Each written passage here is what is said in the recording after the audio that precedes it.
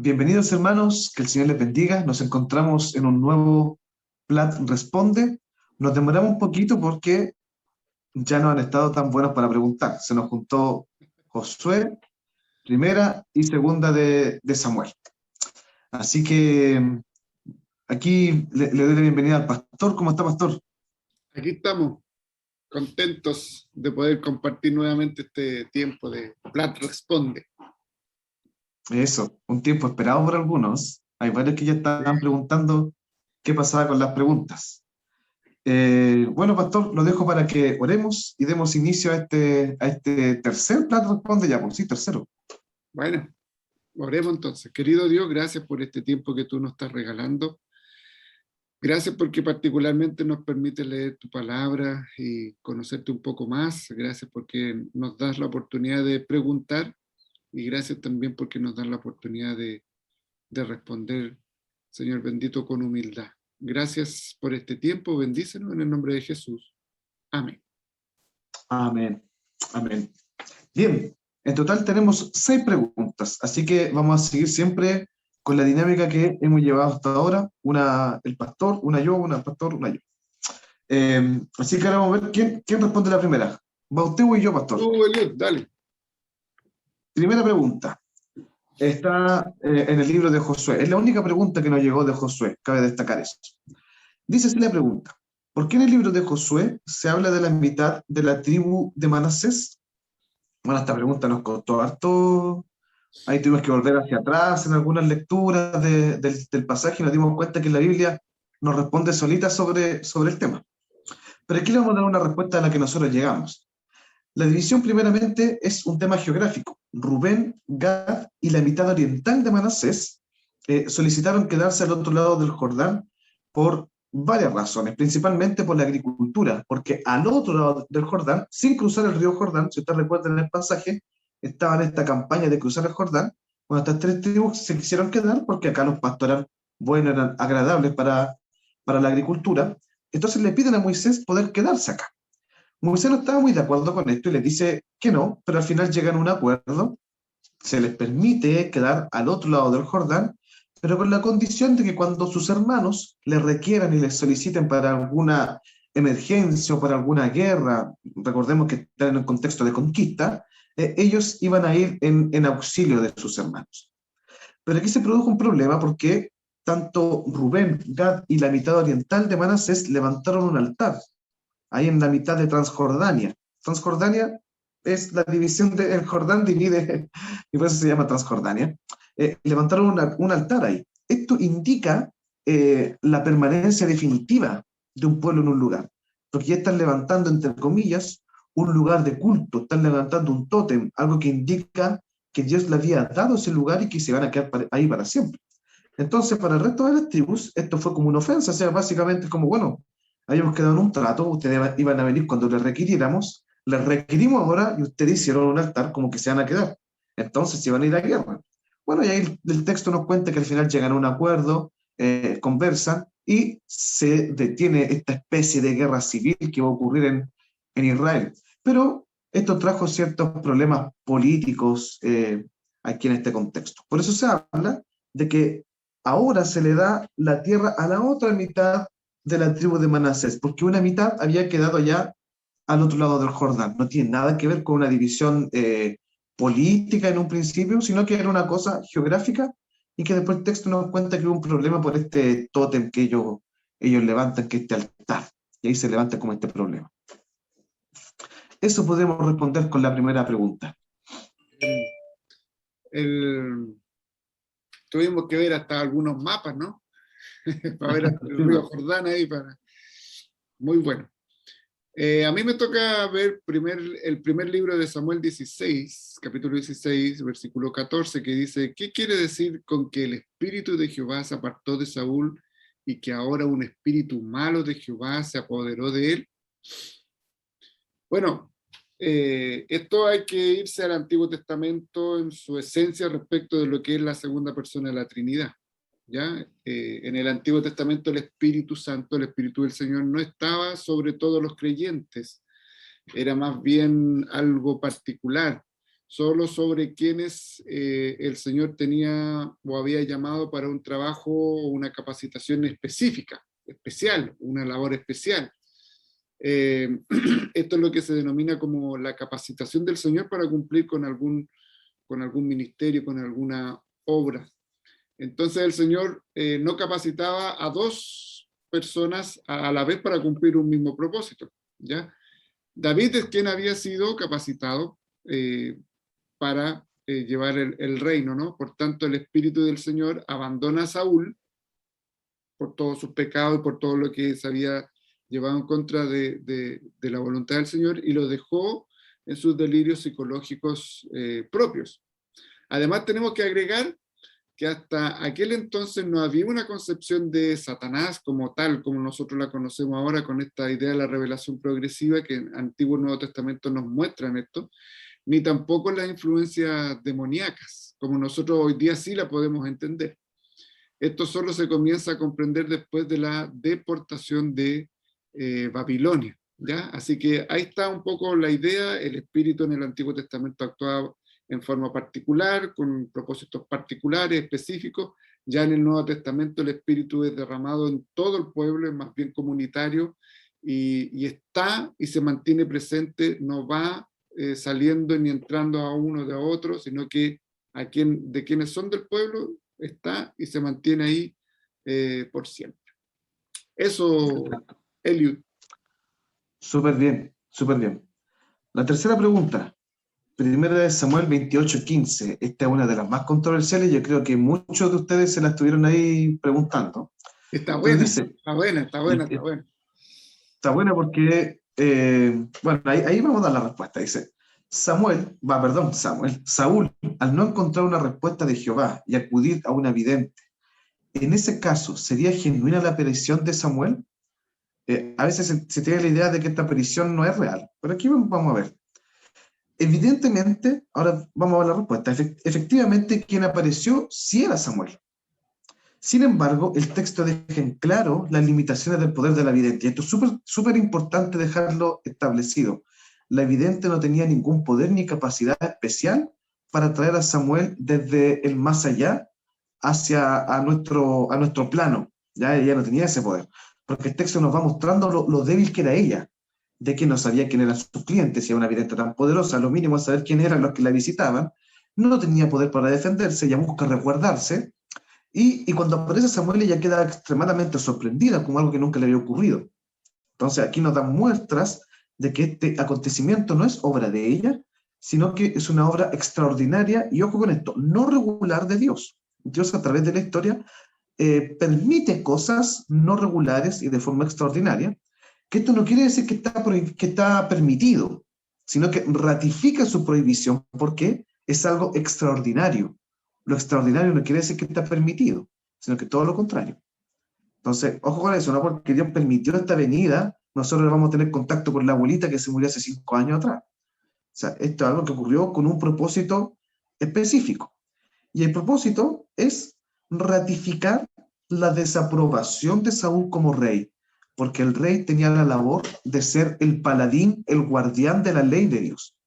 Entonces la ley de Dios decía que estaba prohibido ir con cualquier persona que viera las estrellas, que fuera vidente, que hiciera cualquier tipo de brujería. Eso estaba estrictamente prohibido en la ley de Dios. Entonces, en su desesperación, en su abandono de la ley, Saúl va y ya no le importa nada y va donde la vidente. Entonces, esto ratifica aún más la desaprobación y el abandono de Dios con Saúl. Bueno, y la profecía que da Saúl también son precisas y son exactas con todo lo que va a ocurrir hacia adelante, y eso es lo que nosotros vemos en la Biblia también. Entonces, decimos que sí fue Saúl, pero ojo, no por el poder de la bruja, sino que Dios lo permitió. No, eso no quiere decir que nosotros podemos hacer contacto con los muertos, sino que esto ratifica, aunque no debemos hacer contacto con los muertos, porque este hecho ratifica, perdón que se tanto ratifica que Saúl está desaprobado. ¿Ya? Interesante, Eliud, porque esto puede aclarar muchas cosas. y si no lo entendemos bien, también nos puede llevar a tener otras prácticas, como tú decías, con la idea de ratificar, ¿cierto? Esto no permite, porque a Saúl se le dio esta instancia de que nosotros vayamos a consultar a los muertos. En primer lugar, porque está prohibido. Está prohibido por la palabra consultar los muertos, los encantadores, los adivinos, los hechiceros, está todo eso prohibido. Saúl lo tenía claro, pero como era tal, como tú bien decías, la degradación, él fue y acudió a esto. Y aquí lo podemos ratificar con el Nuevo Testamento, la historia del rico y Lázaro. Cuando el rico pide, oye, déjame volver en alguna manera a poder decirles que se porten bien y para que no vengan a este lugar, y el Señor les dice que no se puede, porque hay un muro, ¿cierto?, que es divisorio entre un estado y el otro, y que para eso tienen la ley y el testimonio. O sea, si no quieren ir a ese lugar, tienen la palabra, ¿ya? Así que está prohibido, no es una posibilidad de que existe la hechicería, existe, de que existe la brujería, existe, de que existe todo ese mundo demoníaco, existe, pero para nosotros está prohibido, y esto era efectivamente Samuel.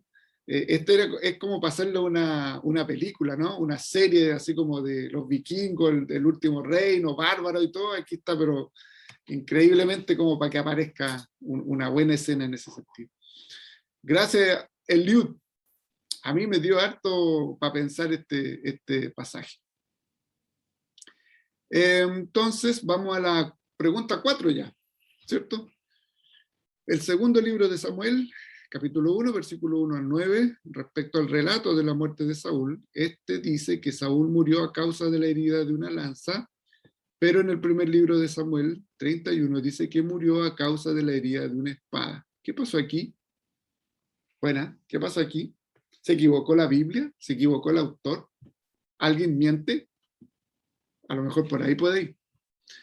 Primero se debe reconocer que el relato del Amalecita, ¿cierto?, en 2 Samuel, al que David interroga, no es más bien que una ficción, para congraciarse con David, o es una tergiversación, ¿ya? O, digámoslo claramente, el Amalecita miente para salvarse el pellejo delante de David, puesto que matar al rey era algo extremadamente grave, ya que esta persona había sido ungida, el rey, por lo que usa el instinto suicida de Saúl en su beneficio.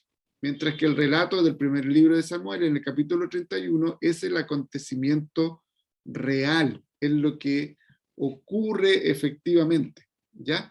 Entonces, hay algo importante ahí. Si ustedes se recuerdan, en lo que han leído, el rey David tuvo varias veces la oportunidad de matar a Saúl en sus manos, y se lo demostró con hechos, pero él nunca lo mató porque era el ungido. Siempre respetó esa idea de que él era el ungido de Dios. Sin embargo, el Amalecita sí lo mató, y obedeciendo al rey Saúl, que fue quien le dio esa exigencia. Entonces, él, como para congraciarse, como bien decíamos al principio, o para salvar el pellejo, tergiversa la información, tergiversa el hecho, en el sentido de que ya Saúl se estaba matando, se estaba suicidando, apoyándose en la lanza, y lo que él habría venido a hacer es como venir a terminar la idea casi de la eutanasia, ¿no? Es como venir a terminar el proceso de la muerte. Sin embargo, lo que ocurrió es que sacó la espada como escudero y él lo mató, y David eso es lo que lo enfureció, y por eso mismo le aplicó justicia espada por espada, ojo por ojo, diente por diente, le aplica la lex talion al escudero, lamentablemente, ¿ya? Así que esa es la idea respecto de la lanza o de la espada. Había una tergiversación. Eliud. Bien, pregunta 5. Segunda de Samuel 21, del 10 al 14, se habla de lo que hizo Rispa, concubina de Saúl, para con los cadáveres de los ahorcados. ¿Por qué estos no fueron sepultados hasta que vieron esta acción de Rispa y David lo ordenó? Bueno, Rispa solamente hizo lo que estaba a su alcance, porque el pasaje nos dice de que una vez que matan a Saúl, a Jonathan y a sus guerreros, todas estas personas son colgados en la plaza de Betzán. Eh, entonces esto indica vergüenza y victoria filistea. Por eso son colgados en la plaza, está colgado el rey, el príncipe y sus guerreros en la plaza. Una victoria, pero grande, de los filisteos. Y Rispa solamente era una concubina, entonces, ¿qué más podía hacer que cuidar un poquito los cuerpos que estaban colgados ahí? No podía hacer nada más. Entonces David tuvo que ir para allá y robar los cuerpos. No es que ellos los tenían ahí como porque querían estar ahí. Ellos tuvieron que ir y tomar los cuerpos a escondidas, robarlos de la plaza de Betzán. Y entonces David pudo tratar con cuidado los cuerpos y enterrarlos, porque para los hebreos es una vergüenza que los cuerpos estén expuestos a la exposición pública. Esto es una cosa de vejación, esto es algo que bueno, como digo, causa vergüenza. Cabe destacar también que el cuerpo era algo muy importante para los hebreos, porque se considera a la persona como alma y cuerpo, no son cosas separadas, sino que el alma y el cuerpo es una sola cosa. Entonces, cuando falta o el cuerpo o el alma, esa persona ya no es una persona y está en peligro que desaparezca. Ahora, aquí tenemos que entender todo el tema de la revelación progresiva y lo que hemos ido hablando en los demás planes también. Hasta este entonces, se pensaba de que si el cuerpo, por ejemplo, era calcinado, era quemado o completamente destruido, estaba en serio peligro que esa persona desapareciera por completo. Bueno, después a través de la escritura nosotros vemos que no es tan así, pero hasta ese entonces esto era muy importante y por eso David cuida los huesos y los entierra y hace una ceremonia como corresponde de entierro. Bueno, y también cabe destacar que aquí hay un elemento de condenación, o sea, todo lo que ocurrió aquí, el tema de la vergüenza, de las vejaciones, de ser colgado ahí, es parte de la condenación y del juicio de Dios y la desaprobación de Dios con Saúl. Bueno, y todo lo que Samuel le había dicho y profetizado. Y queda la última ya. Bien, llegando ya a la última pregunta. ¿Qué era el arca de Jehová y en qué consistía? ¿Ya? ¿Qué era el arca de Jehová y en qué consistía?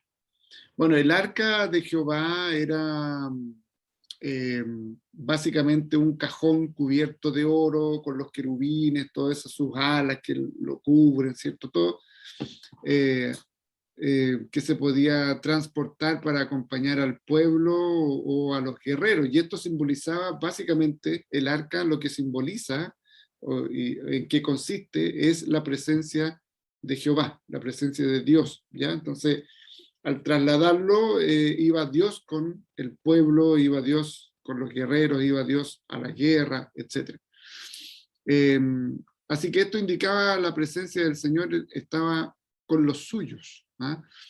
Así que, y dentro del arca algo muy importante estaba también las tablas de la ley, ¿ya? Y otros elementos más que son parte importante de la religión y de la cosmovisión judía, de la cosmovisión hebrea. Así que si usted quiere profundizar un poco más en lo que es el arca, en su descripción y en qué es lo que consistía en esta manifestación de la presencia del Señor, le invitamos a que vea Éxodo capítulo 37, donde hay una descripción de el arca.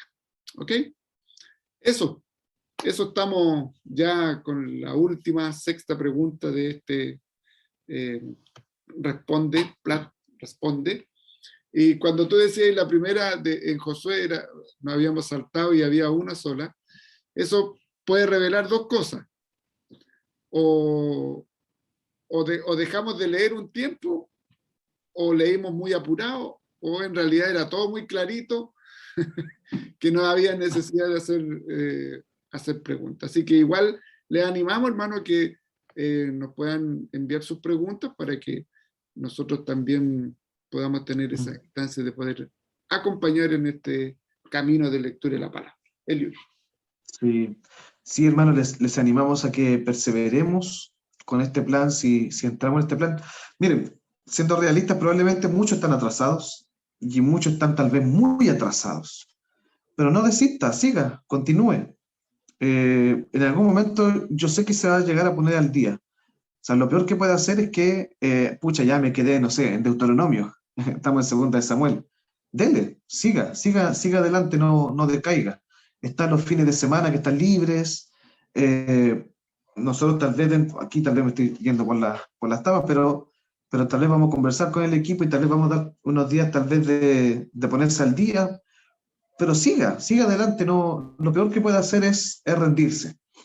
Dele, es solamente el Antiguo Testamento, la mayoría de los planes son antiguos y nuevos, son como 10, 15 capítulos diarios, de lunes a domingo. Nuestro plan es de lunes a viernes, 5 capítulos diarios, 5 o 4 capítulos diarios. Entonces, le animamos que se ponga al día y que no abandone, por favor, no abandone. Si se quedó en Éxodo, siga, retómelo y siga adelante, siga adelante, y yo sé que este va a terminar. Así que le animamos, nosotros estamos orando por ustedes porque esto le hace bien a la iglesia. Necesitamos conocer la palabra del Señor. Eso pues, hermanos. Bueno, este fue nuestro plan de Responde, Josué, primera de Samuel y segunda de Samuel. Así que, bueno, quiero dejar al pastor para que nos despida también de este tiempo de respuesta a estas preguntas, y le animamos ahora a que lleguen un poquito más. Tuvimos que esperar harto tiempo para hacer esta porque teníamos muy pocas Sí, preguntas. porque si Así hubiéramos que hecho le animamos. en Josué y el otro, no hubiéramos hecho ningún video. Bueno, Sí, no, totalmente tomando tus palabras, animarnos. Se hace difícil si nosotros sabemos, hermano, no es que nosotros, porque estemos trabajando a tiempo completo en la iglesia, estamos exentos de a lo mejor de cansarnos, de tener un montón de cosas que nos limitan o nos impiden o no tenemos deseo de leer la Escritura. Pero es nuestro deber animarnos entre todos. Así que fuerza, perseveremos, seamos valientes hasta donde el Señor nos permita seguir conociéndole, ¿ya? Y gracias por las preguntas, de verdad que a nosotros nos hace muy bien. Estábamos conversando, nos reíamos entre bambalinas con Eliud, que capaz que hagamos hasta un comentario de la Biblia después de, ¿ah? ¿Cómo estaríamos con un comentario ahí de la Biblia? Así que oremos para terminar. ¿Te parece, Eliud, si nos puedes dirigir en amén, una oración para terminar este video? amén, amén. Señor, Dios, te damos tantas gracias, Padre, por tu palabra. Gracias porque tu palabra es profunda. Tu palabra, Señor, nos alienta. Tu palabra, Dios, nos transforma. Gracias, Señor, porque tu palabra es verdadera. Gracias porque solamente en ella encontramos alimento, encontramos el verdadero gozo, la paz, y principalmente te encontramos a ti, Jesús. Gracias, Señor, por tu palabra. Ayúdanos, Señor, a perseverar, ayúdanos a seguir, ayúdanos, Señor, a no tirar la toalla. Señor, ayúdanos a terminar este plan de lectura.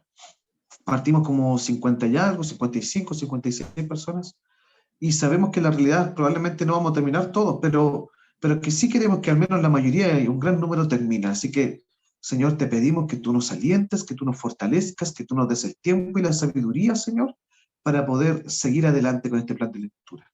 Gracias por las preguntas, gracias por lo que aprendimos, y te damos gracias, Señor, aún porque tú te has revelado. Bendice la iglesia, por favor, Señor. En el nombre de Jesús.